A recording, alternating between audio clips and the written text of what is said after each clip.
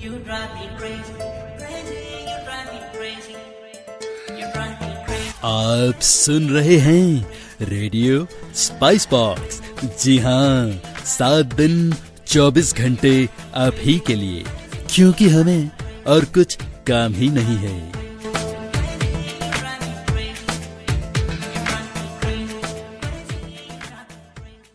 नमस्कार दोस्तों, वास्तु विद पल्लवी के स्पेशल सेगमेंट में आप सभी का स्वागत है। Friends and dear listeners, life में हैप्पीनेस, सक्सेस एंड हार्मनी सभी चाहते हैं, मगर क्या करें जब आपको वास्तु या फेंग शुई से जुड़ी सही इंफॉर्मेशन ना हो। जी हाँ, वास्तु एंड फेंग शुई के बारे में राइट इंफॉर्मेशन बना सकती है आपकी लाइफ को एक celebration. Please welcome Pallavi Chellawada, world famous Vastu and Feng Shui consultant with more than 26 years of experience. Pallavi ji, आपका रेडियो स्पाइस बॉक्स पर बहुत बहुत स्वागत है। शुक्रिया अलका जी। सबसे पहले पल्लवी, आप हमें ये बताएं कि वास्तु दरअसल है क्या, किस तरह ये हमारी लाइफ को प्रभावित करती है। बहुत अच्छा सवाल पूछा आपने, और आपके माध्यम से रेडियो स्पाइस बॉक्स के जो भी व्यूअर्स हैं उनके साथ भी मुझे मेरे सब्जेक्ट को समझाने का एक मौका मिला, उसके लिए थैंक्स वंस अगेन। और वास्तु शास्त्र जो शब्द है उसकी शुरुआत 5000 साल पुराने हमारे वेद ग्रंथों से, हमारे जो ऋषि मुनि थे, जो पूर्वज थे, उन्होंने वेदों के अंदर इंसान के रहन सहन के लिए, अच्छी लाइफ के लिए कुछ बातें बहुत अच्छी तरीके से समझाई है। और उसका रेमेडियल साइंस जो कि हमारे वेदों में आयुर्वेदिक है, वास्तुशास्त्र है, ये अच्छे रहन सहन का रेमेडियल साइंस है कि जिससे लाइफ को आप कैसे बेटर बना सकते हो। और वास्तु की शुरुआत वेदों के अनुसार विश्वकर्मा जी के द्वारा हुई थी, उसको वास्तु के प्रणेता मानते हैं। उसके लिए एक छोटी सी मैथोलॉजिकल स्टोरी है। उसी तरीके से फेंग शुई की शुरुआत भी 3500 ईयर्स ओल्ड पुरानी है, काफी पुराने ये सारे शास्त्र है। बट आज भी हमारी लाइफ में हर कोने में घर के दशाओं के माध्यम से, रिलेशनशिप के लिए, फाइनेंशियली चीजों के लिए, जिंदगी से साथ जुड़ी हुई हर छोटी छोटी बातों के लिए वास्तु और फेंग शुई आपके लिए बहुत ज्यादा हेल्पफुल है। जी बहुत खूब। तो दोस्तों, आपने सुना कि वास्तु जो है दरअसल अच्छे रहन सहन का साइंस है, और इसी की ज्यादा सही जानकारी हो तभी ये वास्तु आपकी सफल लाइफ, बिजनेस और घर गृहस्थी की सुख शांति में काम आ सकता है। इसी बात को आगे बढ़ाते हुए, क्योंकि Pallavi ji world famous Vastu and feng shui consultant है, इनका अपना एक इंस्टीट्यूट भी इन्होंने फॉर्म किया, which is Vastu feng shui research institute. इसके बारे में आप हमें बताइए प्लीज। वास्तु की शुरुआत मैंने अपने पिताजी के सालों पहले इंडिया से की थी, और वहां पे हमने अहमदाबाद से इसकी शुरुआत की थी, और इंस्टीट्यूट के फाउंडर थे। और उसके बाद उनके थ्रू मैंने वास्तु से रिलेटेड सारे कोर्सेज किए, और आगे चल के ये इंस्टीट्यूट फिलहाल तो काफी जगह पे, यूएस के अलावा हम US, UK, Canada, Singapore, Malaysia, Moscow, virgin island, India में भी फिलहाल हम लोग उतने ही एक्टिव है। और इंस्टीट्यूट का मेन पर्पस है वास्तु और फेंग शुई से रिलेटेड सारे कोर्सेज करवाना, जिसमें अलग अलग तरह के कोर्सेज रहते हैं। बेसिक कोर्स है, प्रोफेशनल है, अलग अलग तरह की लैंग्वेज में करवाया जाता है। उसका जो मटेरियल वगैरह हैं, वो एजुकेशन मटेरियल सारा हम लोग उससे प्रोवाइड करते हैं। कोर्स कर लेने के बाद कुछ टाइम तक हमारे साथ रहकर हम उन्हें ट्रेनिंग प्रोवाइड करते हैं कि प्रैक्टिकली साइट के ऊपर आप कैसे काम कर सकते हो। तो यहाँ पे साथ में प्रैक्टिकली एक्सपीरियंस भी मिलता है। और उसके साथ साथ कुछ कंपनियों की जिसके साथ में एज ए कॉर्पोरेट कंसल्टेंट काम करती हूँ, उनके लिए अलग अलग टाइम पे कुछ सेमिनार रखे जाते हैं, जिसमें कुछ खास बातें बताई जाती है कि एम्प्लॉयमेंट को, यानी कि एम्प्लॉय को अच्छी एनर्जी ऑफिस में कैसे फील की जाए, या किसी भी घर के माध्यम में, जैसे कुछ फीमेल ने मिलके कुछ अगर घर में कुछ खास तरह के पर्सनल इवेंट्स वगैरह बनाए हुए हैं, और वो हमें कुछ टॉपिक देते हैं बच्चों के एजुकेशन के बारे में, रिलेशनशिप के बारे में, तो इंस्टीट्यूट उन सब के छोटे छोटे सेमिनार वगैरह भी करता है। और प्लस आहोवा, आपी, ऐसी तरह के कन्वेंशन के अंदर भी हम पार्ट लेते हैं। तो वास्तु के माध्यम से हमारी कोशिश यही रहती है कि इस सब्जेक्ट का इंसान की लाइफ में क्या इम्पोर्टेंस है, और आम आदमी, हर रिलीजन का आदमी और हर कंट्री में रहने वाला आदमी मीडिया के माध्यम से, रेडियो के थ्रू, चैनल के थ्रू, इसके माध्यम से वास्तु के सही मायने समझ सके। कोई भी तरह का कंफ्यूजन, कोई भी तरह के दिमाग में इससे रिलेटेड सवाल हो तो कंसल्टेंट ही उसको प्रॉपर रूप से बताता है कि उसका सही जवाब क्या होना चाहिए। तो हम हमारे वैदिक वास्तु को, हम हमारे साइंस को पूरी दुनिया तक पहुंचाने की पूरी भरपूर कोशिश कर रहे हैं। जी, आपने बहुत सही बताया आपकी ये कोशिश। और जो लोग भी वास्तु या फेंग शुई का कुछ कोर्स वगैरह करना चाहते हैं, they would definitely visit your website vastu and feng shui research institute जो है। कई तरह के कोर्सेज अवेलेबल है जैसा कि पल्लवी जी ने बताया। और ज्यादा जानकारी के लिए दोस्तों आप कॉल कर सकते हैं पल्लवी जी को 4075295714 पर, या इन्हें ईमेल कर सकते हैं vastuvidpallavi@gmail.com पर। पल्लवी जी, ये बताइए कि दुनिया भर में आपके टूर्स लगते रहते हैं, किस तरह के क्लाइंट्स हैं आपके? डॉक्टर्स, इंजीनियर्स, पॉलिटिशियंस, इंडस्ट्रियलिस्ट, किस तरह के लोग आपसे ज्यादा कांटेक्ट करते हैं? वास्तु शास्त्र ज्यादातर कंस्ट्रक्शन स्ट्रक्चर का साइंस है और वो हर तरह के रिलीजन और हर तरह की प्रोफेशन के साथ जुड़े हुए लोगों के लिए इक्वली कार्यरत है। तो ज्यादातर इसके अंदर कॉर्पोरेट भी इन्वॉल्व रहते हैं, डॉक्टर्स, लॉयर्स, जो भी तरह के प्रोफेशन के लिए जो भी आदमी हायर एम्बिशन से और अपने सक्सेस के लिए वो अपनी मेहनत से ज्यादा हर चीज में कॉन्शियस है, हर चीज के अंदर वो ये समझता है कि मेरी मेहनत और हार्डवर्क और मेरे गुड लक के साथ साथ परफेक्शन के लिए सारे डिसिप्लिन मेरे को फॉलो करने चाहिए, वैसे कॉन्शियस और अवेयर लोगों के लिए वास्तु एक बहुत अच्छा माध्यम है। मैं हर तरह के सब्जेक्ट के साथ काम कर चुकी हूँ, काफी तरह के डॉक्टर्स के लिए क्लिनिक्स, डेंटल से रिलेटेड, अभी मैं आर्ट हॉस्पिटल कैलिफोर्निया के अंदर बना रही हूँ। तो मेरे हर रिलीजन और हर डिफरेंट प्रोफेशन के लोग होते हैं। उसी तरीके से Dunkin donuts, 7-Eleven, burger king, काफी तरह के फूड इंडस्ट्री के साथ भी मैं काम कर रही हूँ।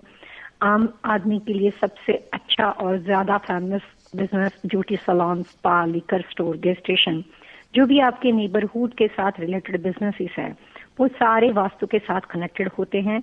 यहाँ तक कि जिनका बिजनेस ना हो और जो सिर्फ जॉब करते हैं, स्टूडेंट वगैरह हैं, तो उनको भी अपनी एक्टिविटी के लिए, अपनी कार्यक्षमता को ज्यादा बढ़ाने के लिए वास्तु और फेंग शुई से रिलेटेड चीजों को, अपने हर्डल को दूर करने के लिए जो छोटी बड़ी समस्या हो वो हमें बताते हैं।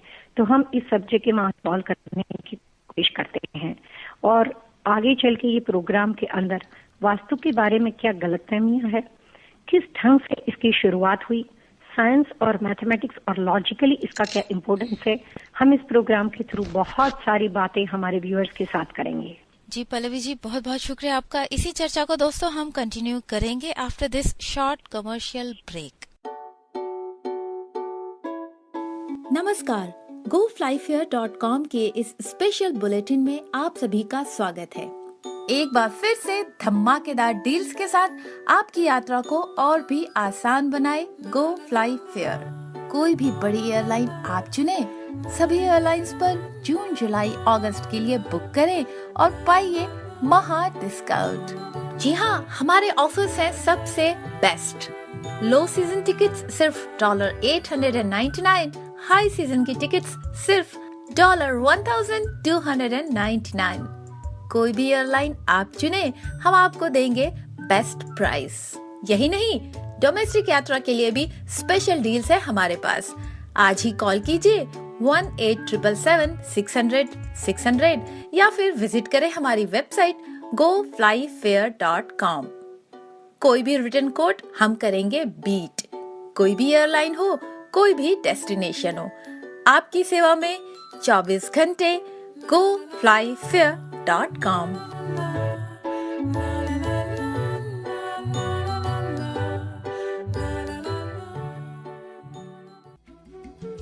रेडियो स्पाइस बॉक्स के सभी सुनने वाले लिसनर को पल्लवी छलावड़ा की ओर से प्यार भरा नमस्कार। दोस्तों, वास्तु और फेंग शुई से रिलेटेड बहुत सारी जानकारी आप हासिल कर सकते हैं मुझसे हर सोमवार और बुधवार दोपहर 12 बजे और रिपीट ब्रॉडकास्ट सोमवार और बुधवार शाम 5 बजे। एक राह और सही दिशा जो जिंदगी बदल दे।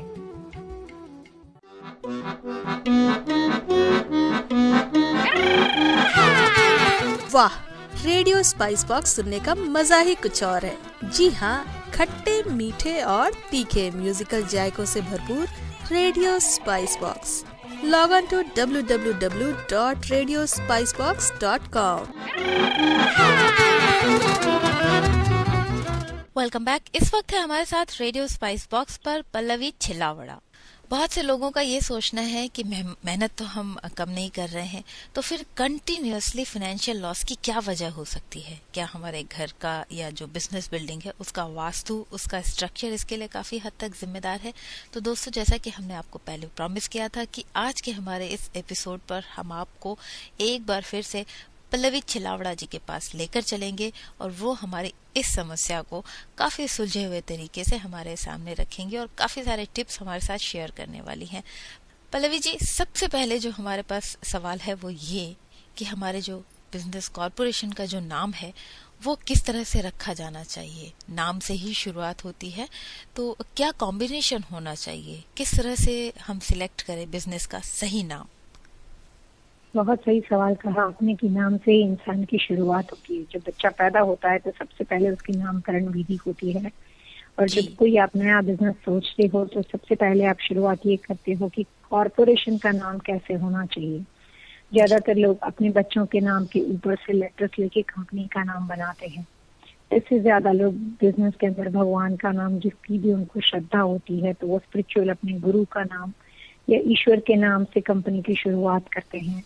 और तीसरा, कई बार लोग ऐसा होते हैं कि एक कॉम्बिनेशन बनाते हैं, किसी का अपना नाम पहला लेटर दूसरे लेटर्स मिला के कंपोज करते हैं और एक नाम बनाया जाता है जी। अगर ये तीनों बातों को वास्तु की नजर से देखा जाए तो वास्तु के हिसाब से कोई भी नए बिजनेस की शुरुआत होने के साथ जब बिजनेस के कॉरपोरेशन का नाम तय किया जाता है तो उसमें जो ऑनर वहां पे उस बिजनेस को रन करेगा उनके अनुसार कुछ लेटर्स बनाए जाते हैं, और जो नेचर ऑफ बिजनेस होता है कि वो किस तरह के बिजनेस के साथ काम करेंगे। गेस्टेशन बिजनेस है, मटेरियल बिजनेस है, डॉक्टर का है, जिस तरह का भी प्रोफेशन उनके साथ हो, तो उनकी प्रैक्टिस के अनुसार या उनके बिजनेस के अनुसार उस दिशा का फेसिंग भी ध्यान में रखकर बिजनेस के कॉरपोरेशन का नाम बनाया जाता है।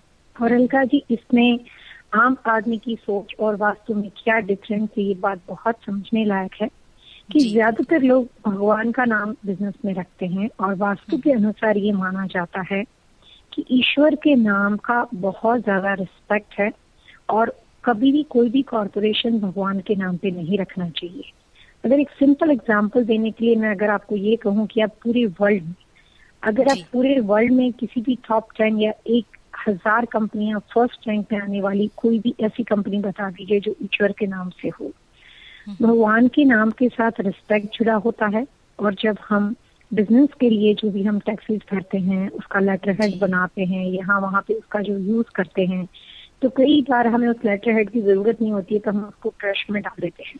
कई बार हम उसको ऐसे फाड़ के फेंक देते हैं, तो इसकी वजह से उसका अनादर बहुत बार हो जाता है। और इसीलिए वास्तु ये कहता है कि भगवान के नाम पे कंपनी का नाम नहीं रखना चाहिए या कोई भी स्पिरिचुअल साइन के साथ रिलेटेड चीजों को कभी भी नहीं रखना चाहिए। वो बिजनेस प्रोफेशन के रूल्स एंड रेगुलेशन के हिसाब से नाम हो सकते हैं। आप बच्चों के लेटर से नाम जरूर बना सकते हो अगर वो लेटर्स आपके लिए सूटेबल हो, लेकिन बिजनेस के अंदर कोई भी स्पिरिचुअल गुरु या किसी भी ईश्वर जिसकी आप बहुत ज्यादा रिस्पेक्ट करते हो तो उसके नाम को ना यूज करें, जिसकी वजह से उसका अनादर नहीं होता।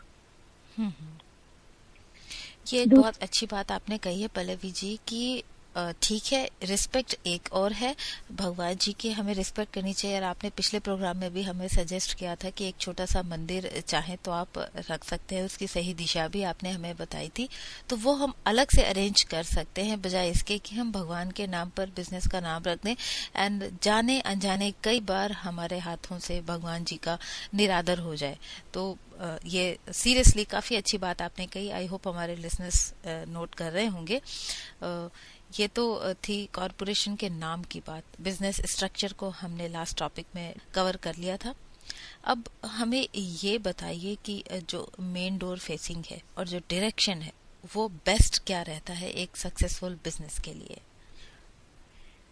आमतौर पे किसी भी बिजनेस की शुरुआत के लिए जो लोकेशन को पसंद किया जाता है वो हर आदमी के लिए अलग अलग दिशा का हो सकता है, लेकिन वास्तव में कुछ बातें मानी जाती है कि जैसे रजिस्ट्रेशन बिजनेस हो, लिकर स्टोर हो या काफी स्मेल वाली प्रॉपर्टी हो, तो उसके लिए कई बार south facing property, liquor store के लिए और गैम्बलिंग बिजनेस के साथ जुड़े हुए लोगों के लिए साउथ प्रॉपर्टी का बिजनेस लेने से बहुत फायदा होता है। और रही बात रजिस्ट्रेशन जैसे बिजनेस के लिए जिसमें रिटेल लोगों के साथ आपका आना जाना बना रहता हो, तो वहाँ पे east facing property, south east facing property से आदमी को फायदा होता है, लेकिन बहुत हद तक ये बात पर्सनल हो जाती है। उस ऑनर की पर्सनल डेट ऑफ बर्थ के अनुसार भी देख सकते हैं, लेकिन 90% लोगों को इन दशाओं से लाभ जरूर पहुंचता है। बिजनेस में हैवी फाइनेंशियली लॉस होने के लिए वास्तु के हिसाब से दो चीजों को महत्वपूर्ण माना जाता है। सबसे पहले ये होती है कि बिजनेस का दरवाजा आपको बिल्कुल सूट ना होता हो और बिजनेस के ओनर की जो डाउनफॉल डायरेक्शन है, जो उसके लिए वर्स्ट डायरेक्शन, जिसको खोलते ही उसका डाउनफॉल शुरू हो जाता है। अगर आपने गलती से अपने बिजनेस को खुद की सबसे अनलकी दिशा, खुद की सबसे वर्स्ट डायरेक्शन की दशा का सिलेक्ट किया हो, तो ऐसे बिजनेस को लगातार ड्रॉप होते ही बहुत हैवी फाइनेंशियली लॉस हो सकता है दिशा के दरवाजे के वास्तु दोष की वजह से। दूसरी महत्वपूर्ण बात यह है कि बिजनेस की जो सजावट होती है, अगर वो फर्स्ट फ्लोर का बिजनेस हो, यानी कि ग्राउंड फ्लोर पे ही पूरा स्टोर बना हुआ हो, रिटेल बिजनेस हो, कोई भी तरह का फूड बिजनेस हो, तो उसमें बिजनेस के साउथ वेस्ट कॉर्नर के अंदर कोई बहुत गहरा स्लोप जाता हो, यानी कि बिजनेस का साउथ वेस्ट कॉर्नर बहुत ही झुका हुआ हो, तो भी हैवी लॉस हो सकता है। वास्तु के हिसाब से जिस रोड लोकेशन पे अगर आप बिजनेस को सिलेक्ट करते हो, जैसे डे केयर बिजनेस के साथ जुड़े हुए लोग हो, ब्यूटी सैलून बिजनेस के साथ जुड़े हुए लोग हो, तो रोड लेवल से डाउन जाके जो आदमी खड्डे में यानी कि बेसमेंट के अंदर कोई तरह का बिजनेस करता है, तो देर सवेरे आगे चल के उसको भी वहां पे हैवी फाइनेंशियली लॉस हो सकता है। नुकसान होने के लिए बहुत सारी वजह हो सकती है, लेकिन जो बड़ी बड़ी बातें हैं जो आम तौर पे बिना किसी की पर्सनल इंफॉर्मेशन के भी डिस्कस कर सकते हैं, वैसी बातों के लिए कुछ महत्वपूर्ण बातें ऐसी है वास्तव में कि उस बिजनेस सिलेक्शन को करने से पहले मौका मिल जाए तो आपको देखना चाहिए कि रोड लेवल से डाउन जाके बेसमेंट पे आप अपना ऑफिस ना बनाएं और आप अपना बिजनेस शुरू ना करें। और उसी तरीके से टी जंक्शन के ऊपर जो बिजनेस होता है उसमें भी हैवी फाइनेंशियली लॉस हो जाता है। यहाँ तक कि वहां पे किसी का घर बना हुआ हो तो वहां का ओनर भी अपना प्रॉपर्टी, अपना इन्वेस्टमेंट कुछ ऐसी बातें सोच के वहां पे इन्वेस्ट कर देता है कि पैसे कंप्लीटली ब्लॉक हो जाते हैं। तो हैवी फाइनेंशियली लॉस के लिए सबसे बड़ी जिम्मेदार बातें ये है कि जमीन के लेवल के अंदर कोई भी तरह का उतार चढ़ाव हो या ग्राउंड लेवल के ऊपर कोई भी तरह का वास्तुदोष बना हुआ हो। टी जंक्शन ग्राउंड लेवल की मिस्टेक मानी जाती है, खड्डे में बना हुआ बिजनेस भी ग्राउंड लेवल की मिस्टेक माना जाता है, और साउथ वेस्ट जिस बिजनेस के स्लोप्स का झुका हुआ हो वहां पे ऑनर को देर सवेरे फाइनेंशियली लॉस बहुत बड़ी मात्रा में हो जाता है। और कई बार ये होता है कि आदमी को बहुत साल लग जाते हैं उस परेशानी से बाहर निकलने में। तो बिजनेस के लिए फाइनेंशियली लॉस के लिए ये मेन इम्पोर्टेंट रीजन माने जाते हैं। आई होप लिसनर्स आप नोट कर रहे होंगे कि कंस्ट्रक्शन, मेन डोर, बिजनेस का डायरेक्शन और इसी के साथ कॉरपोरेशन का नाम, ये जो इनिशियल चीजें होती हैं जब हम बिजनेस अपना सेटअप कर रहे हो, तो ये छोटी छोटी चीजें बहुत मैटर करती है। आगे चलकर फिनेंशियल लॉस होने लगते हैं जब तब लोगों को ध्यान आता है कि हमने कहाँ किस जगह क्या गलती की। सो बेटर है कि हम डे 1 से ही छोटे छोटे स्टेप लें, छोटी छोटी चीज़ों को नज़रअंदाज ना करें। और दोस्तों, आपके पर्सनल जो भी बिजनेस हो उससे जुड़ी अगर आपको कोई सवाल हो, आपको कोई क्वेश्चन पूछना हो, तो आप पल्लवी जी को ईमेल कर सकते हैं vastuvidpallavi@gmail.com पर, या फिर आप उन्हें कॉल कर सकते हैं 407-529-5714 पर। दोस्तों, इस वक्त आप सुन रहे हैं वास्तु स्पेशलिस्ट पल्लवी छिलावड़ा जी को on the show Vastu with Pallavi Chhilawara on Radio Spice Box. हम यहाँ पर लेंगे एक छोटा सा ब्रेक, और ब्रेक के बाद कुछ और सवालों के साथ हमारे साथ फिर से होगी पल्लवी जी।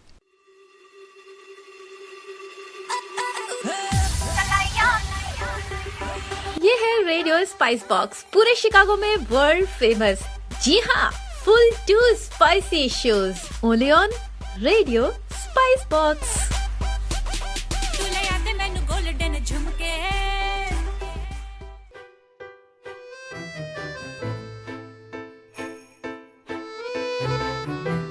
क्या आप अपने बिजनेस को प्रमोट करना चाह रहे हैं और ज़्यादा लोगों तक नहीं पहुंच पा रहे हैं? आपकी समस्या का सॉल्यूशन है जस्ट वन क्लिक अवे।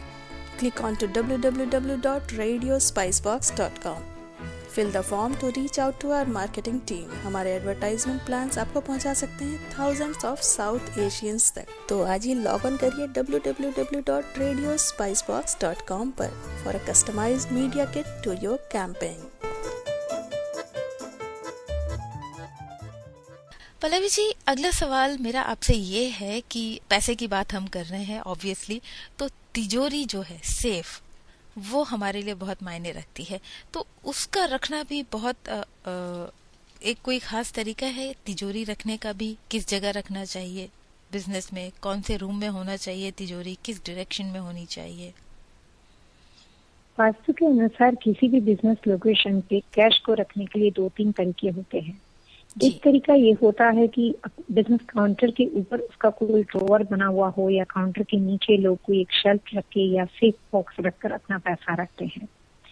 दूसरा, जो ज्वेलरी बिजनेस के साथ जुड़े हुए लोग हैं, उनकी बिजनेस लोकेशन पे किसी खास जगह पे एक बड़ी हैवी सेफ होती है और वहाँ पे सेफ बॉक्स के अंदर वो अपनी कीमती ज्वेलरी या वैल्यूएबल चीजों को रखते हैं। तो वो अपने डे बाय डे की कैश से भी ज्यादा इम्पोर्टेंट हो जाता है, क्योंकि सबसे ज्यादा एक्सपेंसिव डायमंड वगैरह या जो भी अच्छी एक्सक्लूसिव ज्वेलरी है वो उसमें रखी जाती है।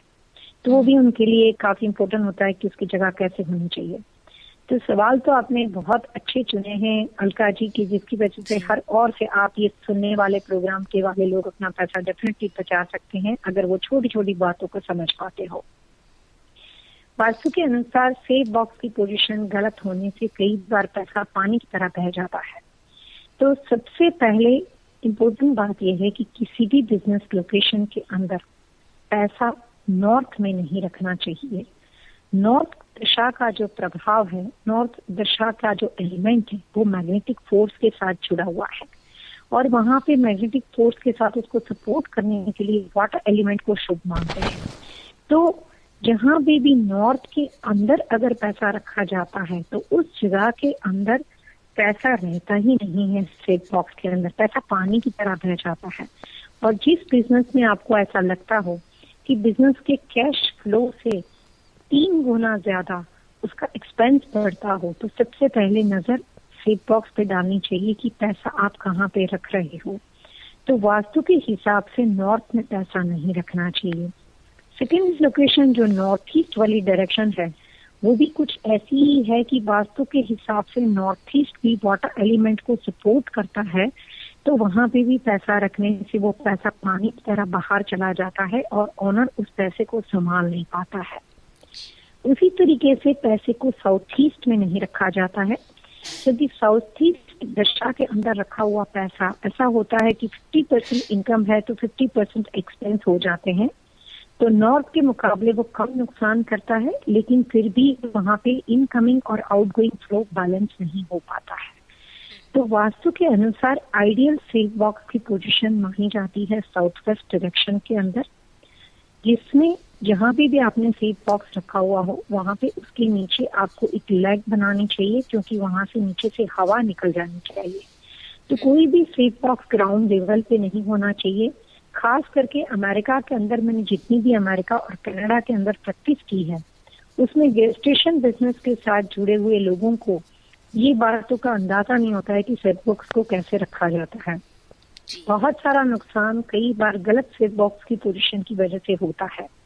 तो ग्राउंड लेवल से थोड़ा सा उसको एलिवेटेड करके सेफ बॉक्स को रखा जाता है। वहां पे आपको उसके नीचे कोई भी तरह का आर्टिफिशियल आप लेग बना सकते हो और कोई भी वॉल को टच ना करता हुआ सेफ बॉक्स रखा जाता है।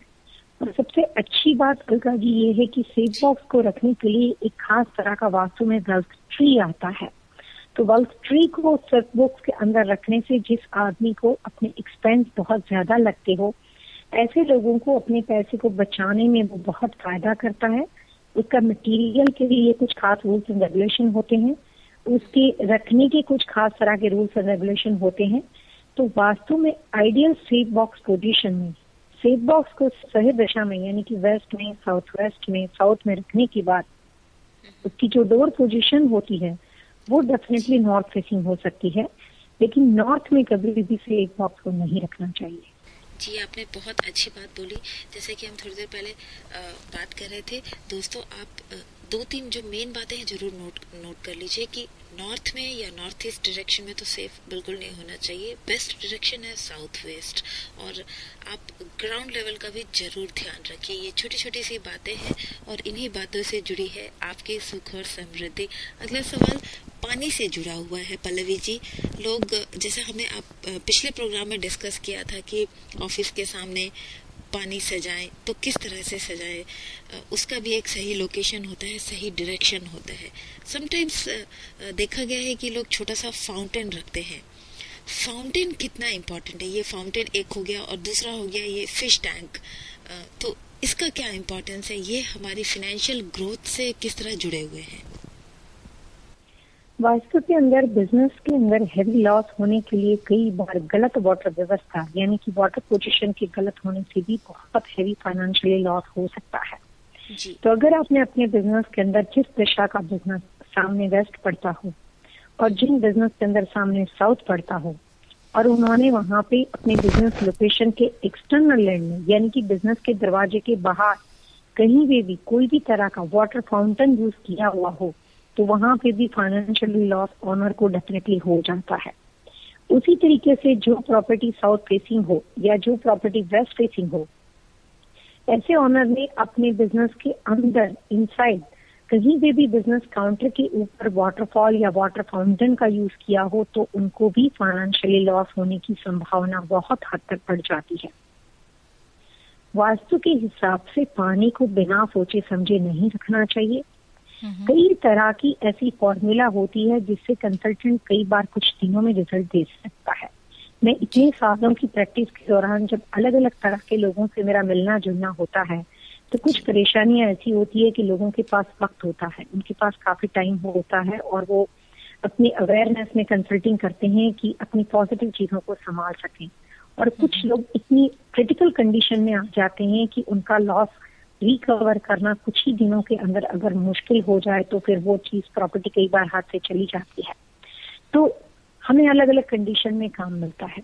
कई बार जब आपके पास वक्त बहुत कम हो और बहुत ही कम वक्त के अंदर एक अच्छा रिजल्ट देने की कोशिश की जाती हो, तो उसमें 80% से भी ज्यादा वाटर पोजीशन की गलतियों की वजह से ऐसी नौबत आती है कि जैसे आदमी को कहीं का वो नहीं रहता और प्रॉपर्टी हाथ से चली जाती है। तो जैसे भी आपने सवाल पूछा कि वाटरफॉल या वाटर फाउंटेन कहाँ पे रखना चाहिए, तो वाटर को गलत दिशा में रखने से नुकसान हो सकता है और प्रॉपर्टी हाथ से चली जा सकती है।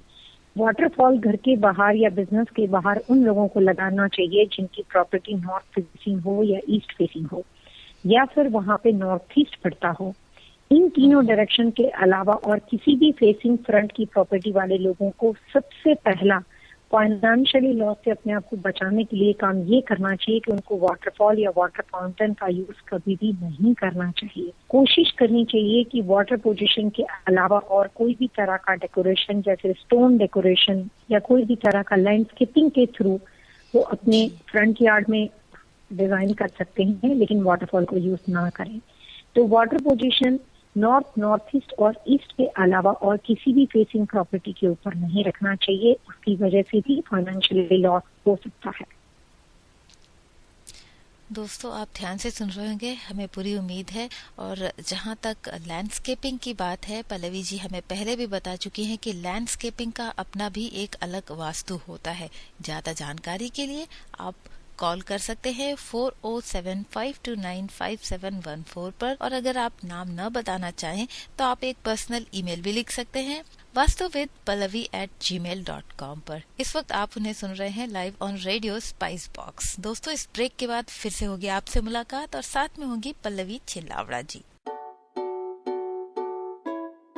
नमस्कार, GoFlyFair.com के इस स्पेशल बुलेटिन में आप सभी का स्वागत है।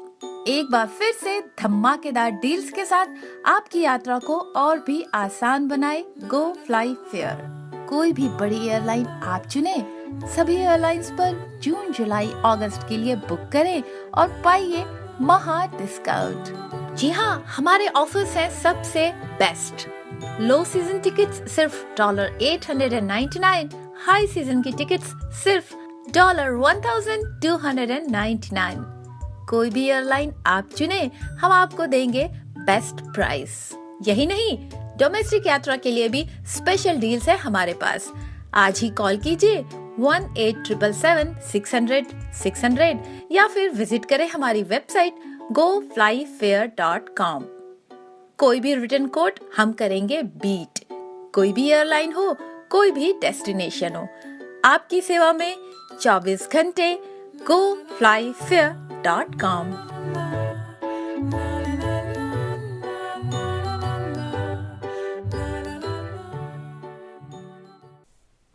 ये है रेडियो स्पाइस बॉक्स, 24 घंटे 7 दिन सिर्फ आपके लिए।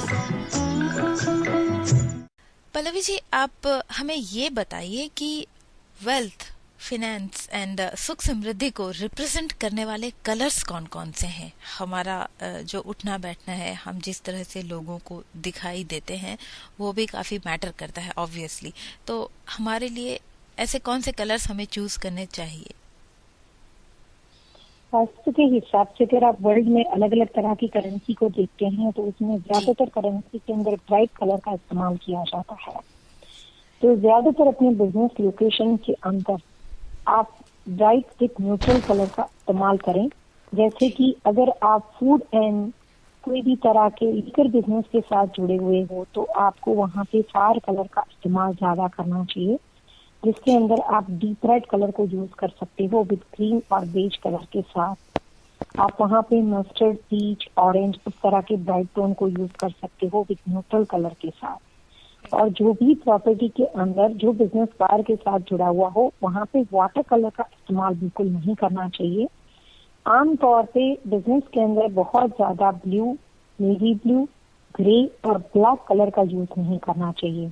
यहाँ तक कि बिजनेस के फ्लोर लेवल पे अगर आप होटल मोटल बिजनेस के साथ जुड़े हुए हो, ब्लू, नेवी ब्लू कलर का इस्तेमाल किया हुआ है तो वहाँ पे भी बिजनेस का फोर्स ऐसा अनइवन हो जाता है कि बिजनेस एवरी ईयर संभाल के उसको वर्टिकल ग्रोथ में ले जाना मुश्किल हो जाता है। एक साल अच्छा जाएगा, दूसरा साल वहाँ पे खराब हो जाएगा। तो बिजनेस में अगर जो अनइवन नहीं चाहते हो तो वहाँ पे बिजनेस में वाटर कलर का इस्तेमाल बहुत ही कम करें। सिर्फ बैंक के साथ जुड़े हुए लोग हो या फाइनेंशियली चीजों के साथ जुड़े हुए लोग हों, जो कि बैंकिंग, फाइनेंशियली एक्सचेंज, उस तरह का मनी करेंसी, उस तरह के बिजनेस के साथ जुड़े हुए लोगों को वाटर कलर यूज करना चाहिए विथ ब्राइट कलर के साथ।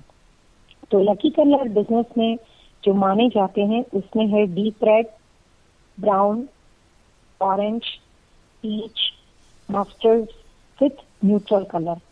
इसके साथ साथ ये बात मैं जरूर कहना चाहूंगी कि इंसान का पर्सनल वास्तु या उसकी डेट ऑफ बर्थ से ये 5-6 कलर में से उसमें कौन सा लकी कलर उसके लिए है, उस बात को ऐड करके ये इंफॉर्मेशन को अप्लाई किया जाता है। तो यहाँ पे व्यक्तिगत जानकारी होना बहुत जरूरी है और उसके बेस पे हमें अच्छे रिजल्ट मिल सकते हैं, जो कि कलर साइंस, वास्तव में कलर थेरेपी बहुत स्ट्रांग मानी जाती है फाइनेंशियली चीजों के लिए। जी, आपने बहुत अच्छी बात बोली है। लिसनर्स, आप ध्यान दीजिए कि ये ब्लू, ग्रीन और ब्लैक, इस तरह के जो कलर्स हैं वो बड़े ही संभाल कर हमें इस्तेमाल करने चाहिए। बिजनेस चाहे जो भी हो, कलर कॉम्बिनेशन भी बहुत मैटर करता है। ब्राइट कलर्स जैसे रेड, ब्राउन, ऑरेंज या मस्टर्ड या बीच कलर्स, इस ग्रुप के जो कलर्स हैं ये समृद्धि प्रदान करते हैं। बट स्टिल जो भी कलर आपने चूज करना हो, एक बार वास्तु से उसका और आपका क्या नाता है, इस बात पर जरूर से ध्यान दे लीजिए। और हो सके तो आप एक ईमेल कर सकते हैं, पूछ सकते हैं पल्लवी जी से कि आपका जो पर्टिकुलर बिजनेस है उसके लिए कलर कॉम्बिनेशन क्या बेस्ट रहेगा। vastuvidpallavi@gmail.com पर आप उन्हें कर सकते हैं पर्सनल ईमेल।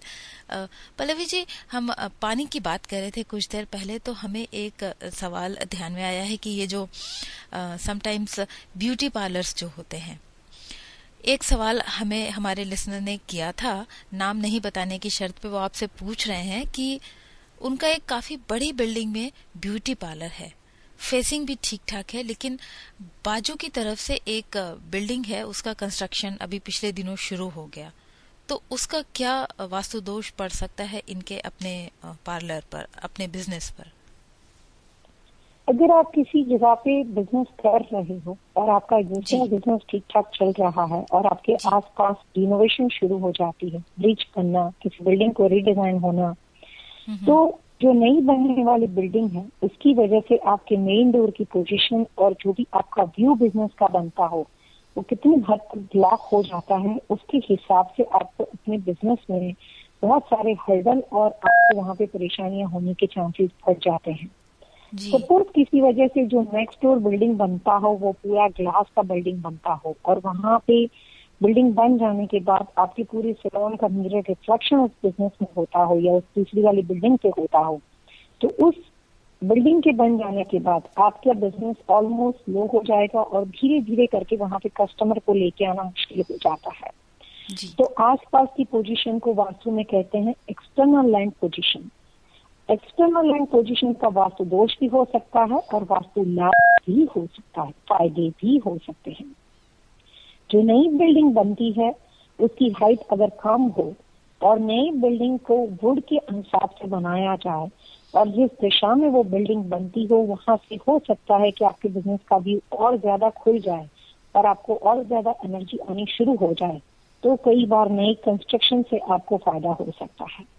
फिलहाल की कंडीशन में इस क्लाइंट का सवाल पूछा गया है, उन्होंने अपनी इस पोजीशन के साथ अगर ये कहा हो कि सामने बिजनेस कौन से दिशा को फेस करता है, यानी कि उनके नॉर्थ में नया बिल्डिंग आ रहा है, साउथ में आ रहा है कि वेस्ट में आ रहा है।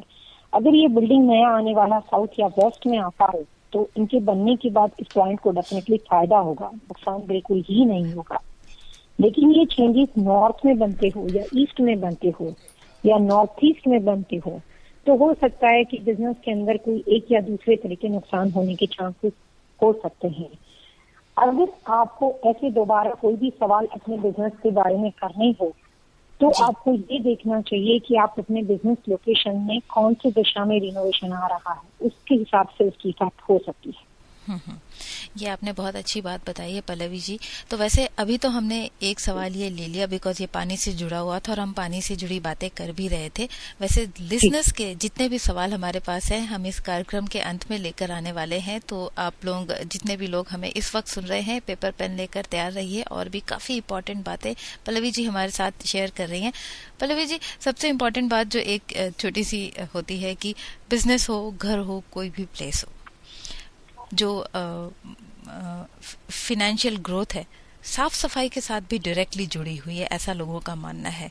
आपका क्या कहना है इस बारे में? बहुत सही सवाल पूछा आपने अलका जी। स्वच्छता जहाँ पे होती है, क्लीननेस जहाँ पे होती है, लक्ष्मी जी को वहीं पर रहना अच्छा लगता है। इसीलिए आप देखेंगे कि मंदिरों के अंदर बहुत ज्यादा मंदिर को बार बार क्लीन करने के लिए पानी से उसको वॉश किया जाता है।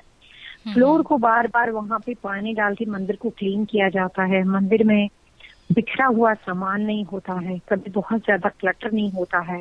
तो जहाँ पे अच्छी क्लीननेस होती है, जहाँ पे स्वच्छ जगह होती है, वहीं पे उसको शुभ जगह माना जाता है और लक्ष्मी सिर्फ शुभ जगह पे आती है। तो हर जगह को शुभ इसलिए नहीं माना जाता कि शुभ शब्द के साथ साथ बहुत सारी बातें जुड़ी हुई है। शुभ उसको बोलते हैं जो हमेशा क्लीन रहता हो, कोई आने वाला हो और अगर आप उसको क्लीन करते हो तो ये ना माने कि वहां पे लक्ष्मी का वास रहेगा। लेकिन जो चीज 365 डेज हमेशा उसको मेंटेन किया जाता हो और जहाँ पे हमेशा क्लीन चीजें रहती हो, क्लटर कभी भी ना रहता हो, एक सेकंड के लिए कुछ सामान आया हो और उसी वक्त वहां पे उसको क्लीन कर दिया जाता हो, तो जो बिजनेस के अंदर अच्छी लाइट रहती हो, यानी कि प्रकाश ब्राइटनेस रहती हो, अच्छा म्यूजिक रहता हो, अच्छे कलर्स बने हुए हो और उसकी सब कुछ होने के साथ साथ जो जगह के अंदर हमेशा स्वच्छता रहती हो, यानी कि जगह क्लीन रहती हो, लक्ष्मी भी वहीं आके बसती है। इसीलिए ऐसा माना जाता है कि शुभ चीजों के अंदर लक्ष्मी का वास है और शुभ उसी को बोलते हैं जिसमें वास्तु के 5 एलिमेंट्स यानी कि वाटर, एयर, फायर, अर्थ और मेटल, ये सारे 5 एलिमेंट्स जहाँ पे बैलेंस हो जाते हैं वो जगह पे पॉजिटिव एनर्जी क्रिएट होती है, वहाँ पे क्रिएटिव यानी कि सकारात्मक ऊर्जा रहती है, और वहाँ पे चीजों का फ्लो इतना लाइव हो जाता है कि वहाँ पे आप कुछ दिनों तक बैठते हो तो बिजनेस में फाइनेंशियली ग्रोथ इतना अच्छा बनता है कि एक के बाद दूसरा बिजनेस बनता है। वहां से रहकर आप तीसरी प्रॉपर्टी बाय करते हो, तो किसी एक जमीन पे जाके अगर आपको वहां से अच्छे रिजल्ट चाहिए, शुभ रिजल्ट चाहिए, तो वो जगह को आपको क्लीन रखना पड़ेगा हमेशा के लिए। जी, आप बिल्कुल सही कह रही हैं पल्लवी जी। और क्लीनलीनेस से मुझे एक और बात याद आ रही है कि टॉयलेट कितना क्लीन होना चाहिए। समटाइम्स लोग टॉयलेट में भी कुछ छोटे मोटे प्लांट्स वगैरह सजा कर रखते हैं। क्या इससे भी कोई फर्क पड़ता है हमारी फाइनेंशियल कंडीशन पर? पिता जी, ये कहा जाता है कि कोई भी एक लड़की अच्छी रेडी होके, अच्छी तैयार होके निकलती है तो सबसे पहले ये देखा जाता है कि उसके चप्पल या उसके संगे कितने अच्छे हैं। क्योंकि कपड़े लोग अच्छा पहन लेते हैं, मेकअप लोग अच्छा कर लेते हैं, पैरों पे ध्यान नहीं देते। और जमीन के लिए ऐसा कहा जाता है कि कोई भी घर किसी का या कोई भी बिजनेस लोकेशन किसी की कितनी अच्छी है, वो आदमी खुद कितना क्लीन है, वो जानने के लिए उसकी टॉयलेट पोजीशन को देखा जाता है, और उससे पता चल जाता है कि ये सारी टेम्पररी दिखावे की स्वच्छता है या रियली ये लोग क्लीन है। क्योंकि जो साफ सुथरा रहने वाला इंसान होता है, जो हमेशा अपने आप को परफेक्शन में रखने वाले लोग होते हैं, वो किसी भी कोने को, जो कोना बहुत ही कम यूज करने वाला क्यों ना हो, उसको कभी भी खराब नहीं होने देते। तो किसी का स्टोरेज ठीक ना हो, किसी के टॉयलेट बाथरूम बिजनेस के अंदर ठीक ना रखे गए हो, तो वो अपने बिजनेस के बाहर के एरिया में जो साफ सफाई रखता है वो सिर्फ दिखावे की होती है। तो आपने बहुत अच्छे सवाल चुने हैं कि कोई भी टॉयलेट के अंदर अगर आप रियल नेचुरल प्लांट रखोगे तो वहां पे कार्बन डाइऑक्साइड क्रिएट होता है। दिन भर के अंदर वो जगह के अंदर लोगों का एक्सेस कम पड़ता हो तो कई बार उससे परेशानियां बिजनेस में खड़ी हो सकती है। तो टॉयलेट को क्लीन रखना चाहिए, और उसके साथ साथ वहां पे कुछ अच्छी डिजाइन या वहां पे भी अच्छा डेकोरेशन, इंटीरियर डेकोरेशन करना चाहिए, और ज्यादातर आर्टिफिशियल प्लांट का यूज करना चाहिए। नेचुरल प्लांट टॉयलेट में कभी भी यूज ना करें। कई बार वास्तु के अंदर कुछ दोष की रेमेडी के लिए यूज किया जाता है, बट ज्यादातर बिजनेस लोकेशन पे अगर आप फ्रेंचाइज लेते हो, जैसे अगर आपके पास 7-Eleven की फ्रेंचाइज है या सीडगो है, शेवरॉन है, कोई भी बिजनेस की फ्रेंचाइज होती है, तो जो फ्रेंचाइज मेंटेन करने वाले लोग होते हैं वो जब इंस्पेक्शन करते हैं तब जाके हर जगह को चेक करते हैं, और वहां पे टॉयलेट पोजीशन भी ठीक नहीं होती है तो तुरंत ही आपको फ्रेंचाइज में परेशानी आ जाती है। तो ये बात परफेक्शन के लिए बहुत जरूरी है कि अगर आपके पास हैम्पटन हो, मैरियट हो, कोई भी बड़ी ब्रांड या फ्रेंचाइज के साथ आप जुड़े हुए हो, तो वहां पे आप बिजनेस अच्छा बनाते हो। लेकिन वो सारी जो मेंटालिटी है, वो सारे बिजनेस के डिसिप्लिन और रूल्स एंड रेगुलेशन वो आपके साथ स्ट्रिक्ट होके फॉलो करवाते हैं। वही चीज अगर आप अपने इंडिपेंडेंट बिजनेस में रूल्स एंड रेगुलेशन फॉलो करते हो, जहाँ पे आपको कोई बोलने वाला नहीं हो, तो आप उतना ही बिजनेस बनाओगे जितना फ्रेंचाइज के साथ बनता है। फ्रेंचाइज का मतलब होता है कि आप जहाँ पे लेजी बन जाते हो, जिस चीज को आप इग्नोर करते हो, तो फ्रेंचाइज वाले वो आपको कंपलसरी करवाते हैं। लेकिन अगर आप उसके मोटे मोटे रूल्स देखेंगे तो वहाँ पे खास कलर्स होते हैं, कुछ खास तरह के डिजाइन होती है, उनके सारे डिसिप्लिन ऐसे हैं कि बिजनेस में क्लटर नहीं होना चाहिए, सामान इधर उधर नहीं होना चाहिए, हर जगह को, रिसेप्शन वगैरह को क्लीन रखना चाहिए। वही बात अगर आप अपने इंडिपेंडेंट बिजनेस में अप्लाई करोगे तो बिजनेस आपका उतना ही बढ़ेगा जितना आप उसको प्रोफेशनल लुक यानी कि कॉर्पोरेट लुक देते हो और जो बिजनेस आपको मिलता है। हर क्लाइंट अच्छा कस्टमर केयर के साथ साथ वो वही चाहता है कि जगह साफ सुथरी और क्लीन हो और प्रोफेशनल लुक में हो। तो देखा दोस्तों, साफ सफाई का कितना इम्पोर्टेंस है आपके बिजनेस के लिए ही। जो लोग हमारी बातें सुन रहे थे, आपने ध्यान से जरूर सुना होगा, और जरूरी नहीं है कि जो बातें पल्लवी जी इस वक्त कह रही हैं वो सारे के सारे आपके पर्टिकुलर बिजनेस पर अप्लाई हो रही हो। जैसे कि अभी हमने प्लांट की बात की, तो ये बात जरूर ध्यान में रखिएगा कि रियल प्लांट्स नहीं रखने हैं टॉयलेट में। अगर रखने हैं तो वास्तु के हिसाब से ही रखने हैं। तो आप अपने पर्टिकुलर बिजनेस में अगर प्लांट्स सजाना चाहते हैं, किस तरह के प्लांट्स और क्यों सजाने जरूरी है, वो सारे के सारे आप पल्लवी जी से अलग से ईमेल करके या फोन करके पूछ सकते हैं। नंबर हम आपको बार बार बताते रहते हैं समय समय पर, 4075295714, या ईमेल कर सकते हैं vastuvidpallavi@gmail.com पर। पल्लवी जी, एक और सवाल, इसके बाद फिर हम हमारे लिसनर्स के सवाल लेंगे। स्टोर रूम के बारे में भी बताइए कि ये किस तरफ सिचुएटेड होना चाहिए। इस प्रोग्राम में हम बिजनेस के साथ जुड़े फाइनेंशियली लॉस के बारे में बात कर रहे हैं। बिजनेस पे आमतौर पे खर्चा होना स्वाभाविक है, लेकिन हैवी फाइनेंशियली लॉस जो वास्तु दोष की वजह से बनते हो और जिसकी वजह से बिजनेस बंद करने की नौबत आ जाए, उस तरह के फाइनेंशियली लॉस के लिए कई बार स्टोरेज का गलत वास्तु दोष भी आपको नुकसान कर सकता है। जैसे कि किसी भी बिजनेस लोकेशन के अंदर अगर आपके बिजनेस का स्टोर नॉर्थ ईस्ट दिशा में बना हुआ हो और वहां पे उसी के साथ साथ इलेक्ट्रिकल पैनल पड़ती हो, आपने स्टोर में बहुत ज्यादा हैवी क्लटर भर रखा हो। कुछ के स्टेशन में ऐसा होता है कि वहां पे अपने स्टोरेज एरिया के अंदर कई बार गेस्ट स्टेशन के बिना भी कोई भी तरह का क्लटर हो, जो कि प्रोडक्ट के साथ ना रिलेटेड हो, यानी कि वो आपका रॉ मटेरियल ना हो जी, लेकिन उनके पास कुछ भी तरह का टूटा फूटा फर्नीचर हो और भी कोई तरह का सामान हो, तो वो वहां पे भर देते हैं। तो जिन बिजनेस के नॉर्थ ईस्ट कॉर्नर में स्टोरेज बना हुआ हो और वहां पे उन्होंने अगर क्लटर भरा रखा हो, तो वैसे बिजनेस को भी देर सवेरे जब तक आप चलाते हो, कॉर्नर के सर पे बहुत भार बना रहता है, बहुत स्ट्रेस बना रहता है। बिजनेस चलता रहता है, लेकिन फिर भी ऑनर को एक साथ यही सवाल मन में बना रहता है कि ऐसे कैसे मैं भर पाऊंगा, बैंक का पूरा पैसा मैं चुका पाऊंगा कि नहीं चुका पाऊंगा। तो वहां पे ऑनर का सर इतना भारी रहता है, हैवी स्ट्रेस में वो आदमी रहता है। वो जहां से भी पैसा इकट्ठा करके अरेंज करता है, तो दूसरे मंथ उसको लगता है कि मैं नहीं भर पाऊंगा। तो ऐसी जहाँ पे नौबत हो, वहां पे जाके ऑनर को अपने बिजनेस का स्टोरेज लोकेशन या उसके दशा देखनी चाहिए। अलका जी, वो आपको तो अपना सवाल बता ही सकते हैं, लेकिन खुद अगर वो देखना हो तो जहाँ पे भी स्टोरेज एरिया नॉर्थ या नॉर्थ ईस्ट में बना हुआ हो, तो वहां पे गलत व्यवस्था की वजह से फाइनेंशियली लॉस होने की संभावना बढ़ जाती है। आई होप कि आप लोग सब ध्यान से नोट कर रहे होंगे। पल्लवी जी, बहुत ज़्यादा इन्फॉर्मेशन हमारे साथ आपने शेयर की है, एंड स्टिल अगर आप लोगों के कोई सवाल रह जाते हैं तो आप इन्हें ज़रूर कांटेक्ट कीजिए। और इसी के साथ हम लेंगे एक छोटा सा ब्रेक के बाद फिर हम हमारे लिसनर्स के सवालों का जवाब देंगे।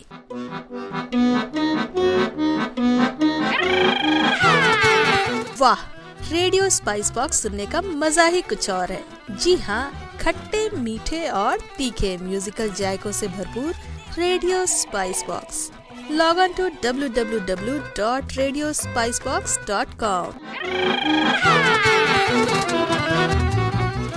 तो पल्लवी जी, चलिए अब हम हमारे लिसनर्स के ईमेल्स एंड फेसबुक मैसेजेस को लेकर चलते हैं। सबसे पहला जो सवाल है, आंचल जी हमसे ये पूछ रही हैं कि मेन डोर जो है थोड़ा सा क्रीकिंग साउंड सा करता है, चरमर आवाज आती है दरवाजा खोलते बंद करते समय। तो ये कितने हद तक सही या कितने हद तक गलत है? आंचल जी, सवाल तो आपने बहुत अच्छा पूछा है। किसी भी दरवाजे को खुलते हुए, जैसे कि वो बिजनेस का मेन डोर हो या घर का मेन डोर हो, दरवाजे के खुलते ही एक कर्कश आवाज उसमें से निकलती हो, तो वास्तु उसको अशुभ मानता है। उसके हिसाब से मुख्य द्वार के अंदर एक तरह की खामीपूर्ण व्यवस्था इसको मानी जाती है। तो जो भी उसके लिए अच्छे उपाय हो, जैसे कि अगर आप इस डोर को ऑयलिंग कर लो या जो भी उसकी मरम्मत के लिए, उसको ठीक करने के लिए आप कर सकते हो, वो करना चाहिए। लेकिन कोई भी बिजनेस लोकेशन पे अगर मेन डोर के ऊपर इस तरह की आवाज बनती हो या घर के दरवाजे के अंदर इस तरह के मेन डोर के मुख्य द्वार के ऊपर कोई भी तरह की कर्कश आवाज बनती हो, तो उसको जितनी जल्दी हो सके उसका उपाय करके इस तरह की आवाज को कंट्रोल कर लेना चाहिए। वास्तव में मुख्य द्वार के हिसाब से जो भी अलग अलग वास्तु दोष बताए गए हैं, उसमें से ये एक खामीपूर्ण व्यवस्था मानी जाती है। अगला सवाल पल्लवी जी, अरुण सिंह एक और सवाल लेकर हमारे साथ हैं। पूछ रहे हैं कि ये जो ठहरा हुआ पानी है वो किस तरह से हमारे बिजनेस में रुकावट क्रिएट करता है।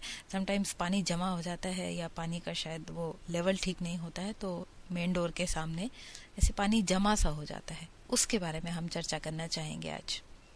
बहुत अच्छा सवाल पूछा अरुण सिंह जी ने। अरुण सिंह जी, वास्तु के हिसाब से वाटर वेल्थ के साथ कनेक्टेड होता है। ये माना जाता है कि water is related with wealth, और ठहरा हुआ पानी जो होता है वो आपके लक को ब्लॉक कर देता है। जहाँ पे आप अपना बिजनेस करते हो या जहाँ कहीं भी आपका घर बना हुआ हो और आपके घर के राइट, लेफ्ट, फ्रंट या बैक में कहीं भी लेक जैसा बना हुआ हो जिसमें पानी में मोशन ना हो, या कोई भी ऐसी क्रिक हो जिसके अंदर पानी भरा रहता हो, तो ऐसी जगह के अंदर रहने वाले लोगों को धीरे धीरे फाइनेंशियली चीजों में एक स्ट्रेस दिखाई देता है और पैसे आपके फ्रोजन हो जाते हैं। किसी को दिए हुए पैसे हो रिश्तेदारी में तो वो वापस नहीं आते। किसी के बिजनेस के अंदर आपने पैसे साइलेंट पार्टनर या एक्टिव पार्टनर के तौर पे लगाए हुए हो तो वो पैसे वहां पे स्टक हो जाते हैं। ना उस बंदे का बिजनेस चलता है और ना आपके पैसे वापस आते हैं। तो इसकी वजह से कई बार रिश्तेदारी खराब हो जाती है, पार्टनरशिप परेशानी में, मुश्किल में आ जाती है। वास्तु के हिसाब से ठहरा हुआ पानी आपकी फाइनेंशियली फ्लो को रोक देता है और इसकी वजह से आप भी उसमें स्टक हो जाते हो। तो हाथ में पैसा होते हुए भी वो पैसे आपके ब्लॉक हो जाते हैं। अभी कुछ दिनों पहले की बात है कि यहाँ पे मैंने एक लेक सिटी के अंदर किसी घर का कंसल्टिंग किया हुआ था। वहां पे उनके घर के पीछे एक बहुत ज्यादा पानी का गहरा लेक बना हुआ था, लेकिन वो बहुत ही अशुभ उनके लिए प्रूव हुआ क्योंकि वो साउथ दिशा में और साउथ वेस्ट में पूरा पानी बना हुआ था। घर 6000 स्क्वायर फीट का काफी बड़ी लोकेशन पे था और अनफॉर्चुनेटली कुछ ऐसी बातें बिजनेस में हो गई कि कुछ लीगल प्रॉब्लम की वजह से सारे उनके बैंक अकाउंट को सील कर दिया गया और जब तक वो लीगल एक्शन खत्म नहीं हो जाते, जब तक वो लीगल प्रॉब्लम से बाहर नहीं निकल पाते हैं, तब तक वो कहीं पे भी अपना फाइनेंशियली चीज को आगे नहीं बढ़ पाते, बिजनेस आगे नहीं बढ़ पाता और सारे पैसे उनके स्टक हो गए थे। किसी वजह से वो इसकी वजह से बहुत ज्यादा डिप्रेशन में चले गए और किसी जान पहचान के इंसान ने ये कहा कि भाई ये मेरी कंसल्टेंट है और इस तरह की चीजों में इन लोगों की मास्टरी है। और वो बहुत ही कम जब उनके पास वक्त बचा था, यानी कि वो ऑलरेडी सफोकेशन पोजीशन में आ गए थे, तब जाके वो हमसे आके मिले। तो कई बार ठहरा हुआ पानी आपकी बहुत सारी चीजों को ब्लॉक कर सकता है। तो कोशिश करनी चाहिए कि अगर आपके आसपास ऐसी कोई भी तरह की व्यू या ऐसी कोई भी तरह की रुकावट हो तो बहुत ज्यादा वर्स्ट कंडीशन में जाने से पहले ही वास्तु के हिसाब से उसके उपाय करने चाहिए। अगर वो लेक वगैरह बना हुआ हो तो लैंडस्केपिंग के माध्यम से आप उसको ठीक कर सकते हो और कई तरह के वास्तु के उपाय है जो कि सिचुएशन के हिसाब से सजेस्ट किए जाते हैं। तो ठहरा हुआ पानी हमेशा फाइनेंशियली फोर्स के लिए बैड लक क्रिएट करता है। पल्लवी जी, ठहरा हुआ पानी, ये हमने उनके समस्या जो है उसका हमने आंसर दिया।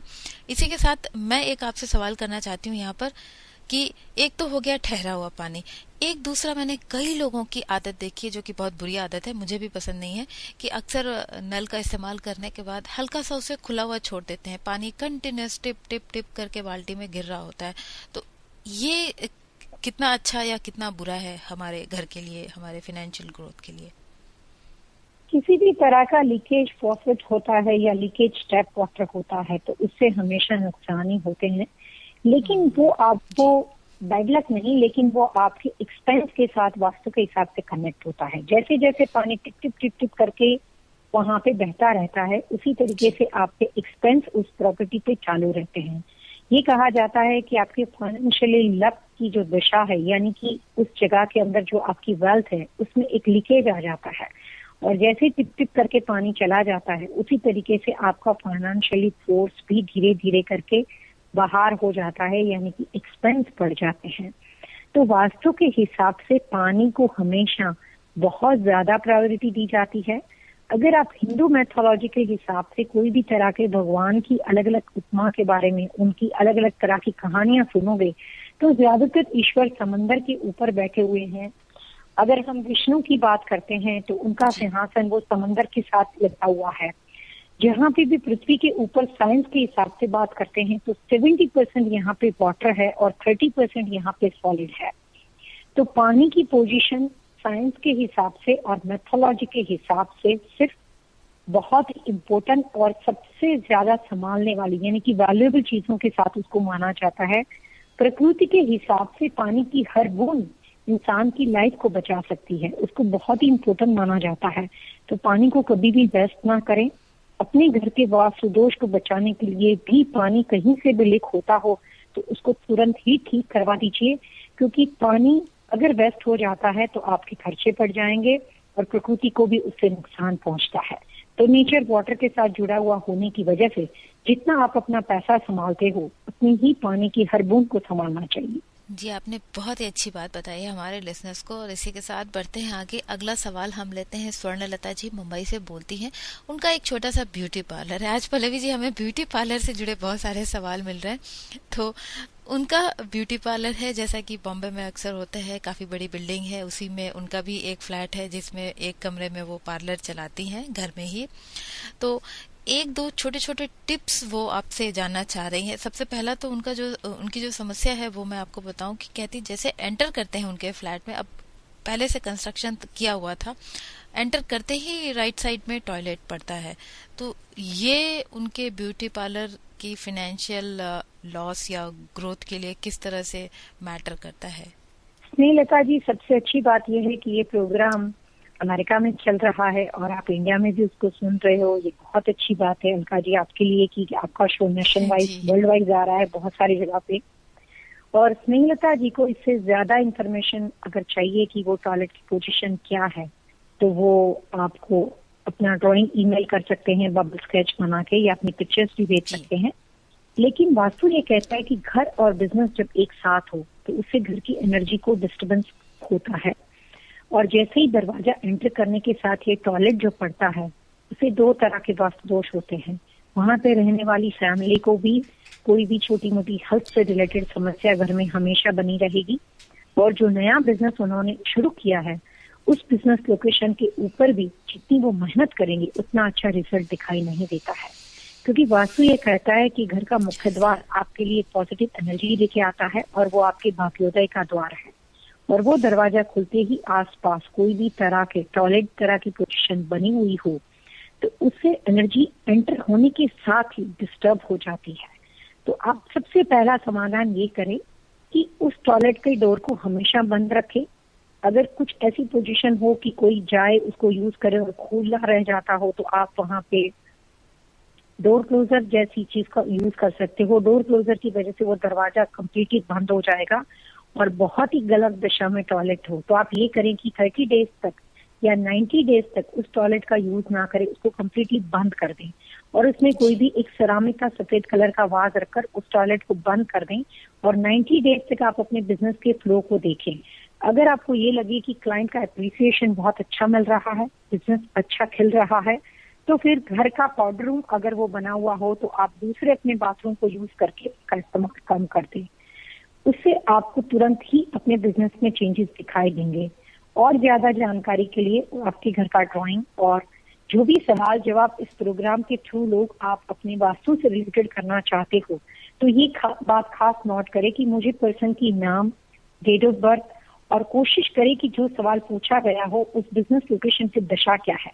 यानी कि स्नेहलता जी अपना नाम, डेट ऑफ बर्थ के साथ, और जो सैलून आप चला रहे हो वो नॉर्थ फेसिंग है या ईस्ट फेसिंग, तो दिशाओं की जानकारी और पर्सन की नाम, डेट ऑफ बर्थ, इतनी चीजें साथ में होने से हम बहुत अच्छी इंफॉर्मेशन दे सकते हैं, जो कि 90 to 120 दिन के अंदर वो फॉर्मूला अप्लाई करके वो अपने बिजनेस को आसानी से बैलेंस कर सकते हैं विदाउट कंस्ट्रक्शन चेंजेस। तो कोशिश कीजिए कि पूरी इंफॉर्मेशन दी जाए। जी पल्लवी जी, आपको बहुत बहुत धन्यवाद। स्वर्णलता जी, आपने ध्यान से सुना होगा। ज्यादा डिटेल में अगर आपने इन्फॉर्मेशन चाहिए तो आप अपना नाम, अपनी डेट ऑफ बर्थ, हो सके तो अपने घर के कंस्ट्रक्शन के पेपर्स, एक आइडिया लग जाएगा पल्लवी जी को कि किस तरह से घर का कंस्ट्रक्शन किया हुआ है दिशाओं के साथ, तो वो आपको ज्यादा अच्छे से सजेस्ट कर सकती हैं कि आगे आपने क्या उपाय, क्या रेमेडीज अपनाने चाहिए, फाइनेंशियल ग्रोथ के लिए आपने क्या करना चाहिए। पल्लवी जी, इसी के साथ सवालों का सिलसिला हमारा यहीं पर समाप्त होता है और दोस्तों हम यहाँ पर पल्लवी जी से इजाजत लेना चाहेंगे, लेकिन जाने से पहले हम अपने अगले सेगमेंट के बारे में डिस्कस करेंगे कि अगली बार हम किस टॉपिक पर चर्चा करने वाले हैं। पल्लवी जी, अगली बार हम कौन से टॉपिक को लेकर आने वाले हैं रेडियो स्पाइस बॉक्स पर? हमने यहाँ पे बिजनेस और फाइनेंशियली लॉस के बारे में बताया, लेकिन कई बार घर का ऐसा वास्तु दोष होता है जिसकी वजह से घर में पैसे रह नहीं पाते। बहुत सारे लोगों के मुंह से आपने सुना होगा कि मेरे पर्स में पैसे ही नहीं रहते, कुछ लोग कहते हैं मेरे हाथ में ही पैसे नहीं रहते। तो कौन सा फाइनेंशियली लॉस आपके घर का वास्तु दोष ऐसा जिम्मेदार है, और छोटी छोटी टिप्स के थ्रू आप इसको ठीक कर सकते हो, जिससे घर के बाहर जाने वाला पैसा आप उसको रोक सकते हो वास्तु के टिप्स सुन के। तो नेक्स्ट टाइम हम घर और फाइनेंशियल लॉस के ऊपर डिस्कस करेंगे। जी बिल्कुल। हमारे लिसनर्स, आपको जो भी सवाल हो आपके घर और वास्तु दोष और फाइनेंशियल लॉस से जुड़े हुए, आप हमें ईमेल कर सकते हैं। आप पल्लवी जी को ईमेल कर सकते हैं vastuvidpallavi@gmail.com पर। आप हमें भी बता सकते हैं info@radiospicebox@gmail.com पर। आपके सभी सवालों के जवाब अगले सोमवार हम इसी समय इसी कार्यक्रम वास्तु विद पल्लवी छिलावड़ा पर देंगे। तो दोस्तों, ये थी रेडियो स्पाइस बॉक्स की पेशकश वास्तु विद पल्लवी छिलावड़ा। पल्लवी जी, इसी के साथ हम आपसे इजाजत चाहेंगे। हम उम्मीद करते हैं कि हमारे कन्वर्सेशन को हमारे लिसनर्स ने ध्यान से सुना होगा, टिप्स भी नोट किए होंगे। बहुत जल्दी एक और सेगमेंट पर पल्लवी जी से हम करेंगे मुलाकात। रेडियो स्पाइस बॉक्स के सभी सुनने वाले लिसनर को पल्लवी छिलावड़ा की ओर से प्यार भरा नमस्कार। दोस्तों, वास्तु और फंगशुई से रिलेटेड बहुत सारी जानकारी आप हासिल कर सकते हैं मुझसे हर सोमवार और बुधवार दोपहर 12 बजे और रिपीट ब्रॉडकास्ट सोमवार और बुधवार शाम 5 बजे। एक राह और सही दिशा जो जिंदगी बदल दे।